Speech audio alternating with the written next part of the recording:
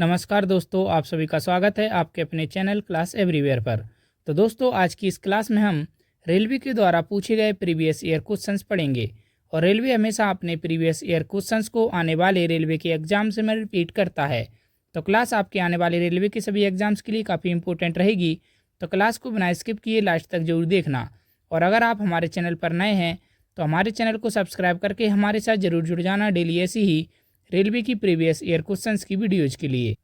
और दोस्तों, अगर आपको इन क्वेश्चंस के आंसर पता है तो आप इस वीडियो को एक क्विज की तरह सॉल्व कर सकते हैं। और आप अपने आंसर भी हमें कमेंट में बताना और अपना स्कोर भी हमें कमेंट में शेयर करना कि आपके कितने आंसर सही हुए। तो चलिए आज के पहले क्वेश्चन से शुरुआत करते हैं। तो फॉलो ऑन शब्द किस से संबंधित है? तो फॉलो ऑन शब्द किस से संबंधित है? तो इसका करेक्ट आंसर हो जाएगा ऑप्शन डी, कोई नहीं। अगला प्रश्न देखते हैं। तो भारतीय बागवानी विश्वविद्यालय कहाँ पर स्थित है? तो भारतीय बागवानी विश्वविद्यालय कहाँ पर स्थित है? तो इसका करेक्ट आंसर हो जाएगा ऑप्शन डी, सोलन में। तो भारतीय बागवानी विश्वविद्यालय स्थित है सोलन में। अगला प्रश्न देखते हैं। तो निम्नलिखित में से कौन सा एक हिंदुस्तानी शास्त्रीय है? तो निम्नलिखित में से कौन सा एक हिंदुस्तानी शास्त्रीय है? तो इसका करेक्ट आंसर हो जाएगा ऑप्शन सी, गंगूबाई हंगल। तो गंगूबाई हंगल एक हिंदुस्तानी शास्त्रीय है। अगला प्रश्न देखते हैं। तो विजयनगर के शासकों में सबसे महान किसे माना जाता है? तो विजयनगर साम्राज्य के शासकों में सबसे महान किसे माना जाता है? तो इसका करेक्ट आंसर हो जाएगा ऑप्शन ए, कृष्णदेव राय को। तो कृष्णदेव राय को विजयनगर के शासकों में सबसे महान माना जाता है। अगला प्रश्न देखते हैं। तो लियोनार्डो दा विंची किस युग का प्रतिनिधित्व करता है? तो लियोनार्डो दा विंची किस युग का प्रतिनिधित्व करता है? तो इसका करेक्ट आंसर हो जाएगा ऑप्शन बी, पुनर्जागरण युग का। तो लियोनार्डो दा विंची पुनर्जागरण युग का प्रतिनिधित्व करता है। अगला प्रश्न देखते हैं। तो लाख बख्श की उपाधि किस शासक को दी गई थी? तो लाख बख्श की उपाधि किस शासक को दी गई थी?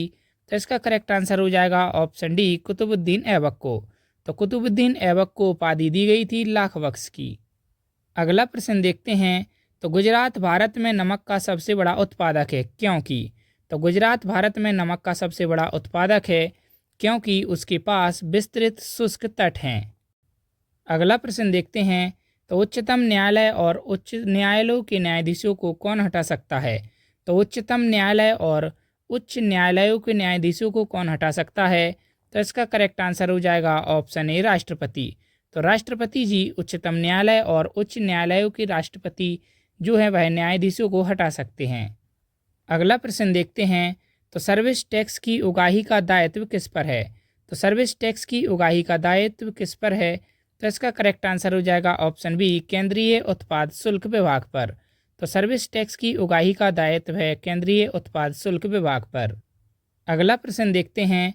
तो मुद्रास्फीति को अस्थायी तौर पर नियंत्रित करने के लिए निम्नलिखित में से किसका प्रयोग किया जा सकता है? तो मुद्रास्फीति को अस्थायी तौर पर नियंत्रित करने के लिए निम्नलिखित में से किसका उपयोग किया जा सकता है? तो इसका करेक्ट आंसर हो जाएगा ऑप्शन बी, मुद्रा आपूर्ति में कमी को। अगला प्रश्न देखते हैं।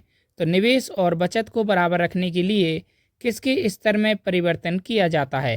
तो निवेश और बचत को बराबर रखने के लिए किसके स्तर में परिवर्तन किया जाता है? तो इसका करेक्ट आंसर हो जाएगा ऑप्शन ए, खपत के। तो निवेश और बचत को बराबर रखने के लिए खपत के स्तर में परिवर्तन किया जाता है। अगला प्रश्न देखते हैं। तो गर्भवती स्त्रियों में प्रायः किस चीज़ की कमी हो जाती है? तो गर्भवती स्त्रियों में प्रायः किस चीज़ की कमी हो जाती है? तो इसका करेक्ट आंसर हो जाएगा ऑप्शन सी, कैल्शियम और आयरन की।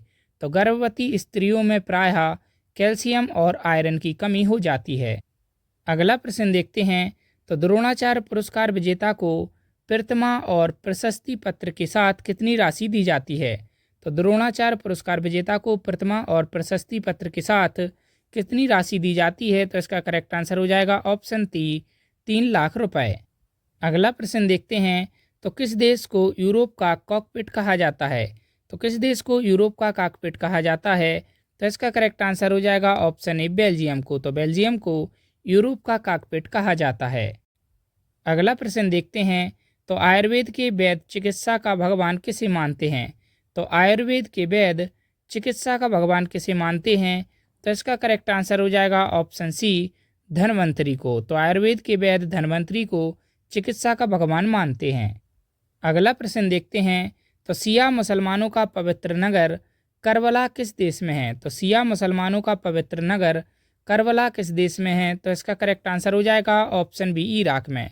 तो सिया मुसलमानों का पवित्र नगर करबला इराक देश में स्थित है।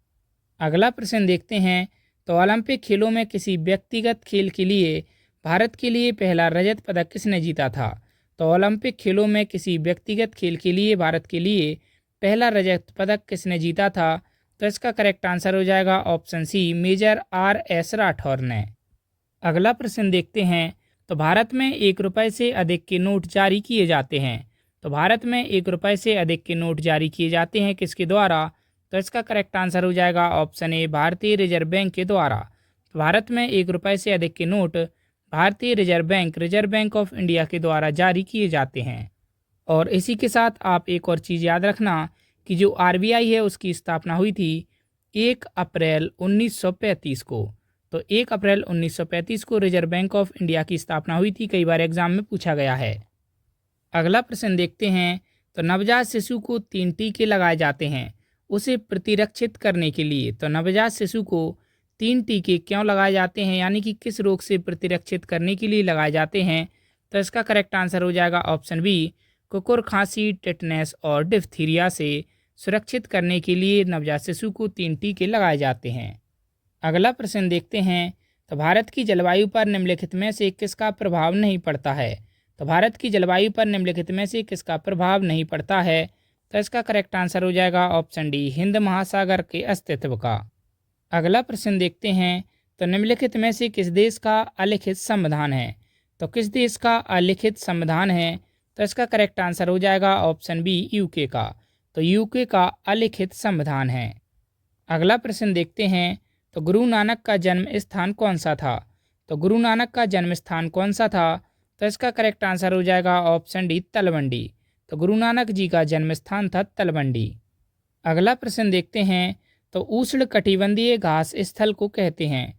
तो उष्ण कटिबंधीय घास स्थल को क्या कहा जाता है?